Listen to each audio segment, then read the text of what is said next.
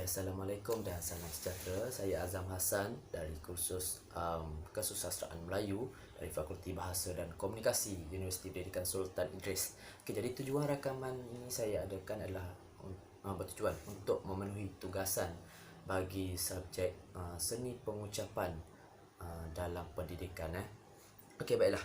Jadi video kali ini saya akan berkongsi pengalaman berkongsi ataupun menceritakan pengalaman pahit, getir ataupun susah senang saya dalam dunia pendidikan, bermula daripada zaman persekolahan, sekolah menengah, dan sehingga saya dapat masuk ke universiti ataupun IPT lah. Bermula daripada sekolah menengah tu, saya masuk ke sekolah agama bermula tingkatan 1. Pada awalnya saya memang minat untuk masuk ke sekolah agama, dan kemudiannya saya dihantar ke sekolah agama bermula daripada tingkatan 1. Dan waktu tu saya macam tak tahu apa-apa pun tentang subjek ataupun subjek yang disediakan di sekolah tu. Dan saya pada tingkatan 1 saya perlu mengambil 21 subjek sebab dia banyak pecahan subjek. Jadi 21 subjek pada awalnya mungkin okey, tapi dari semasa ke semasa saya berasa begitu susah sebab banyak sangat subjek dan tambahan pula dalam bahasa Arab. Dan adalah kelemahan saya ni seorang yang agak perlahan ataupun susah, lambatlah dalam nak proses nak fikir apa, agak lambat, saya tak dapat, susah nak faham dan sebagainya. Jadi bayangkan 21 subjek tu saya nak hadap kan. Dan bila sekolah agama, bila sebut tentang sekolah agama, semestinya penekanan diberikan kepada subjek-subjek agama lah, subjek yang Arab, yang pecahan semua tu. Subjek akademik yang macam sekolah-sekolah kebangsaan ada pun tetap ada, cuma penekanan lebih diberikan kepada subjek-subjek keagamaan. Jadi bila diberi penekanan, maksudnya yang bahagian akademik macam subjek-subjek akademik macam bahasa Melayu, bahasa Inggeris, yang seperti mana sekolah kebangsaan yang lain ada kan sediakan, agak lambat, agak ke belakang sedikit bila tak diberi penekanan. Saya lah, sebab saya kan agak lambat sikit kan dalam pembelajaran. So jadi saya macam nak pindah sekolah. Maksudnya dah ada tekanan, sedikit depression dah. So nak pindah sekolah. So saya cakap lah dekat parents saya, orang tua saya, nak pindah sekolah, dan mereka tak bagi. Dan mereka nak saya tetap di situ. Dan saya tetap di situ sampailah di tingkatan 5. Dan pada tingkatan 4 tu, daripada tingkatan 3 saya menghadapi PMR. Saya kedua, batch yang kedua terakhir yang mengambil PMR sebelum PT3 diwujudkan. Jadi PMR tu bila tingkatan 1, tingkatan 2 kita dah diberi penekanan dalam subjek keagamaan yang lebih, maka subjek yang akademik ni macam ke belakang. Jadi bila nak ambil PMR tu macam apa nak buat apa yang belajar, lepas tu banyaknya subjek nak diberi tekanan. So sangatlah susah bagi saya yang agak slow dalam pembelajaran. Jadi masuk tingkatan 4, result saya tidaklah cantik sangat. Tingkatan 3 cukup-cukup makan dengan turun naik kelas lagi kan. Jadi tingkatan 4 tu alhamdulillah saya dapat naik kelas walaupun result saya tak begitu cantik, dan saya ada kawan-kawan yang support saya, yang sokong saya walaupun saya agak slow. Dan kita orang macam belajar kan. Waktu tu memang dah nak pindah sangat tapi tak dapat, nak masuk sekolah kebangsaan je, dah tak nak sekolah agama sebab tak dapat nak tampung banyak subjek kan. Lepas tu tingkatan 4 saya perlu mengambil, tak silap saya 16 subjek. Itu tingkatan 4 saya lebih fokus kepada sijil menengah agama, ujian sijil menengah agama. Jadi bila diberi penekanan kepada subjek-subjek keagamaan ataupun subjek bahasa Arab ni lah lebih senang subjek untuk kita menghadapi SPM pada tingkatan 5 kan, kita bermula daripada tingkatan 4 untuk kita beri penekanan kan. Sebab SPM kita kena ni balik subjek-subjek tingkatan 4. Jadi bila subjek tingkatan 4 kita tak beri penekanan seperti bahasa Melayu, bahasa Inggeris, sains, sejarah dan sebagainya, kita lebih penekanan kepada ujian kita akan ambil seperti macam SMU, Sijil Menengah Agama yang saya katakan tadi. Penekanan diberi kepada subjek keagamaan. Jadi subjek akademik ni memang agak ke belakang. Jadi akhir tahun lepas habis ujian Sijil Menengah Agama SMU tu, masuk tingkatan 5. Masuk tingkatan 5 memang tak tahu apa, belajar tentang subjek akademik pun macam tingkatan 4 dulu belajar ni dah macam tu lebih kurang kan. Jadi macam apa yang aku belajar, macam mana aku nak ambil peperiksaan saya fikir macam tu. Dan saya pun barulah walaupun dah tengah depression dah, tak tahu nak buat apa, dalam keadaan gembira, reaksi muka yang happy, hidup yang happy macam kanak-kanak yang lain, remaja-remaja yang lain. Tapi sebenarnya depression tu ada tekanan. Sebab kita lebih kepada, kita diajar untuk target yang tinggi dalam peperiksaan untuk dapat result yang tinggi. Jadi kita macam memberi penekanan. Bila kita target sesuatu yang tinggi, kita macam nakkan sesuatu result yang tinggi lah kan. Jadi kita nak beri penekanan, jadi sampai depression. Tak adalah depression sampai tahap kritikal, maksudnya ada penekanan sampai serabut, duduk sorang-sorang kan, macam-macam. Jadi tingkatan 5 tu saya buat keputusan saya nak ambil kelas tuition, kelas tambahan luar lah. Saya cakap dekat orang tua saya nak ambil kelas tambahan. Dan saya ambil kelas tambahan luar 2 kali seminggu saya ambil hari Minggu, ujung minggu itu Jumaat dan Sabtu. Saya ulang alik daripada Rantau Panjang ke Pasir Mas, lebih kurang setengah jam lebih kurang lah, sebab saya pun sekolah dekat Pasir Mas juga. Okey, jadi bila saya ambil kelas tambahan luar mengenai subjek-subjek bahasa Melayu, sains, matematik, sejarah, saya baru faham, tingkatan 5 saya baru faham apa itu bahasa Melayu. Saya baru faham apa itu sains, saya baru faham apa itu matematik. Saya tak salahkan kepada yang dari segi pendidikan dekat sekolah agama, bukan, sebab saya agak perlahan, itu saja. Jadi bayangkan saya nak kejar balik untuk SPM, dan lagilah tekanan dalam otak ni, aku nak pindah sekolah, itu yang saya fikir. Jadi hadap je lah, pun. Dan alhamdulillah dengan ni kan, dengan sakit apa semua, maksudnya ni lah depression kan, maksudnya dari tekanan emosi lah kan, dengan kat rumah tak boleh nak study, biasalah remaja kan, baru nak up orang kata. Jadi habis SPM dalam bulan 11 tak silap saya pun dah agak lupa sikit.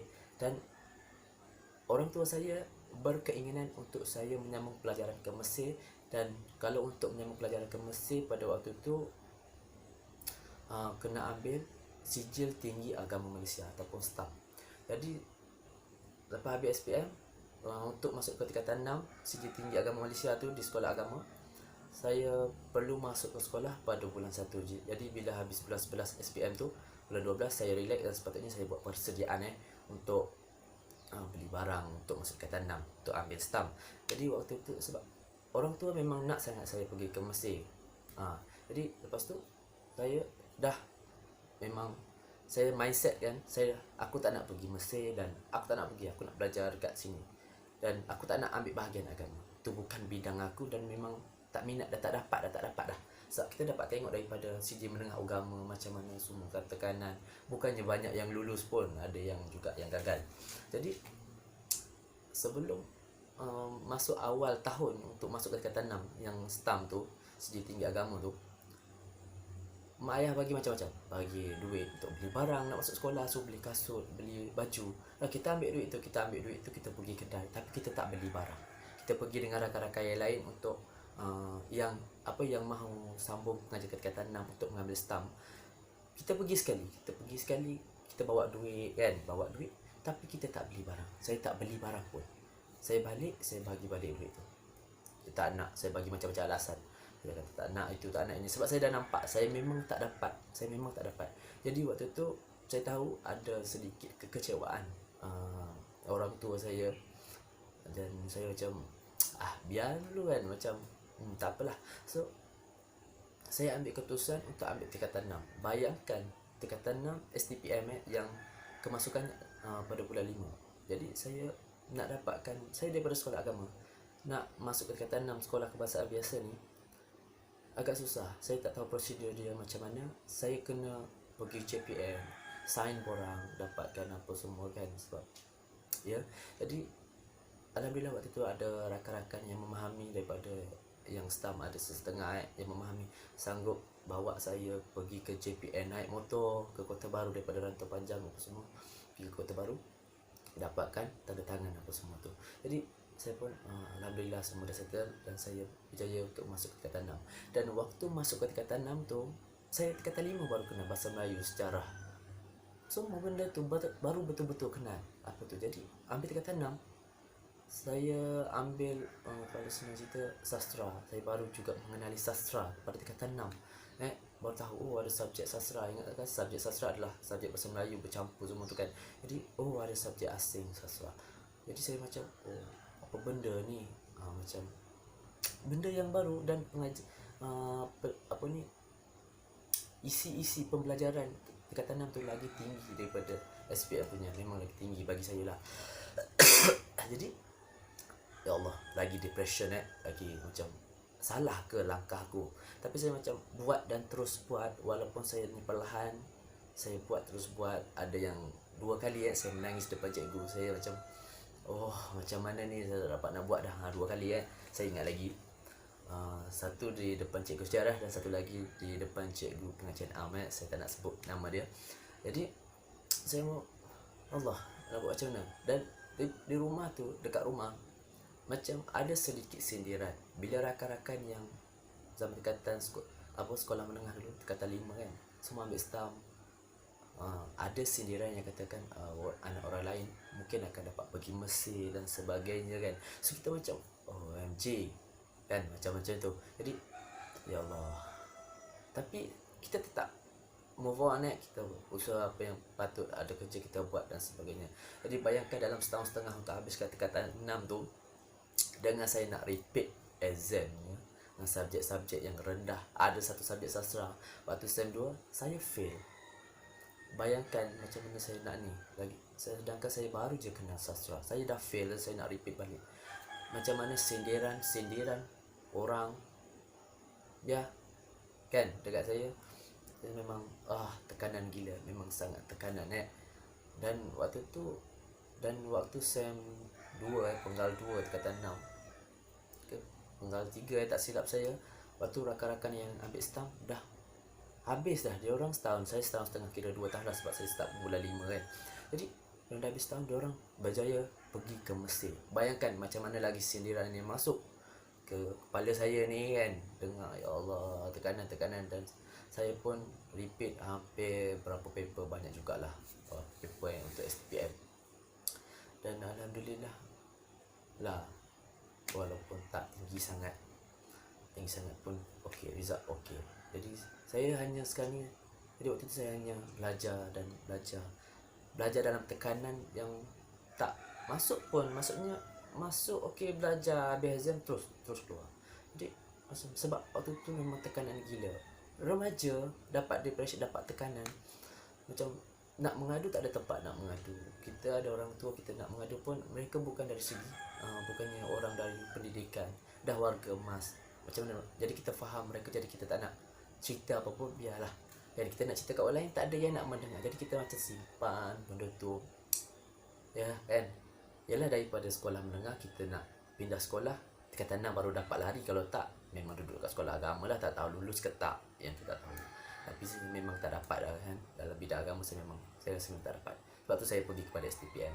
Nak pergi ke STPM tu ya Allah, macam-macam paksaan. Kena ambil stam. Tak nak, saya cakap itu. Suruh buat apa pun saya tak nak. Dan saya buat sendiri. Saya ambil STPM pun, saya buat semua benda sendirilah. Tak ada minta tolong ni kan. Tak ada. Saya pergi sendiri sini. Cerita kat kawan saya pergi JPN apa semua sendiri dah, tak ada lah minta tolong dengan orang terdekat. Cuma saya minta pandangan ahli keluarga je lah. Beberapa orang ahli keluarga, kalau saya ambil STPM okey tak, dia kata ambil je lah, tak apa, okey. Jadi tekanan demi tekanan, result saya SEM 1, SEM 2 untuk tingkatan 6 tu jatuh dan makin jatuh. Jadi saya repeat untuk SEM yang ketiga. Dan saya pegang kepada konsep, sebab bila tengok yang ke belakang ni, saya macam saya kata, result saya teruk, tapi akhir sekali saya akan dapat result yang elok, sedikit elok. Macam mana saya dapat? Sebab saya berpegang kepada prinsip jatuh tetap bangun, dibuang tetap hidup. Itu je. Sebab tu saya macam buat, asalkan buat je. Nak jatuh lah, kita bangun balik. Orang nak buang lah. Tapi kita kena tetap hidup, kita kena berjalan, kita tetap kena usaha. Dan waktu tu saya macam okey, saya buat dan alhamdulillah result saya elok dan layak untuk masuki universiti lah. Dan waktu tu kat sekolah agama kita tidak terdedah kepada teknologi canggih, laptop, phone pun zaman 2000 berapa, 2014 2013 tak adalah canggih sangat kan, remaja kan pada waktu tu. Jadi habis tingkatan 6 dapat result, alhamdulillah, cikgu apa semua kan, okey, macam tu je lah. Okey, result macam tu, maksudnya ada kelayakan untuk masuk universiti. Dan kemudian nak isi borang masuk universiti pula, ya Allah, tak tahu nak bergantung harap dekat siapa-siapa. Yang dah ambil stamp bukan setakat pergi kat masjid, ada juga yang masuk universiti tempatan naik, tapi bila kita minta tolong, come on lah, kita budak STPM, dia orang budak STAM kan. Jadi macam lebih kurang macam tu lah. Jadi ada yang tak hiraukan kita, kalau WhatsApp pun orang kata apa, blue tick je kan, baca je, tak ada apa tu. Macam itulah rakan-rakan aku, sesetengah saja sesetengah. Jadi macam tak apalah, kita cari cara. Dan saya cari. Saya jumpa rakan-rakan yang lain yang baru kenal semua. Saya macam nak kata tak adalah pergi menyembah, tapi berharap ada orang akan tolong. Dan waktu tu cikgu dekat tingkatan 6 tu pun sangat baik. Saya cakap dekat dia orang, saya tak tahu nak masuk universiti mana, saya tak tahu apa-apa yang disediakan di universiti, saya tak tahu apa-apa, saya nak isi borang pun saya tak pandai, online kan semua, saya tak terdedah. Daripada kecil saya tak terdedah sangat. Jadi cikgu je lah isi je kan, saya kata macam tu. Dia pun tengok result saya dapat macam sastra, alhamdulillah saya dapat A, dengan bahasa Melayu saya dapat A. Lalu dia pun boleh lah ambil sastra di UPSI apa semua kan, di bidang pendidikan, dan diisi lagi universiti lain. Dia pula yang tolong isi. Dia kata aku nak masuk U ke dia nak masuk U kan, dia macam tu. Tapi kita macam alhamdulillah ada orang tolong kan. Jadi dengan apa yang saya hadapi, saya tak nak cakap banyak, maksudnya saya lebih beri penekanan kepada depression, emosi, tekanan remaja waktu tu. Alhamdulillah tidak terlalu memberontak, tidak membuat kerja yang terlampau buruk, jahat dan sebagainya lah, dan masih boleh kawal waktu tu. Dan alhamdulillah saya dapat masuk universiti. Sebelum masuk universiti tu, daripada sindiran bertukar kepada pujian, sangat seronok kan. Daripada pahit, asam manisnya memang sangat seronok. Daripada buat sebelum masuk universiti, buat makan, jemput orang-orang kampung. Dan waktu tu saya, bila orang kampung datang, tahu anak ni nak masuk universiti kan, ambil lah duit. Dan saya dapat kumpul lebih RM1,000 saya dapat kumpul lebih RM1,000 yang orang-orang bagi. Dan yang macam saya kata tadi, sindiran bertukar kepada pujian, dan sangat manis. Dan itulah yang saya buatkan saya lagi berpegang untuk dalam alam universiti ni, zaman universiti ni, susah macam mana sekalipun, jatuh tetap bangun dan dibuang tetap hidup. Itu saja. Buat tekanan memang selalu ada, cuma kita nak kawal macam mana, itu saja. Jadi itulah sedikit sebanyak pengalaman saya untuk masuk universiti yang nak berdepan dengan masyarakat yang kan. Jadi itu saja daripada saya, perkongsian pengalaman daripada saya, dan itu saja. Assalamualaikum dan salam sejahtera. Terima kasih.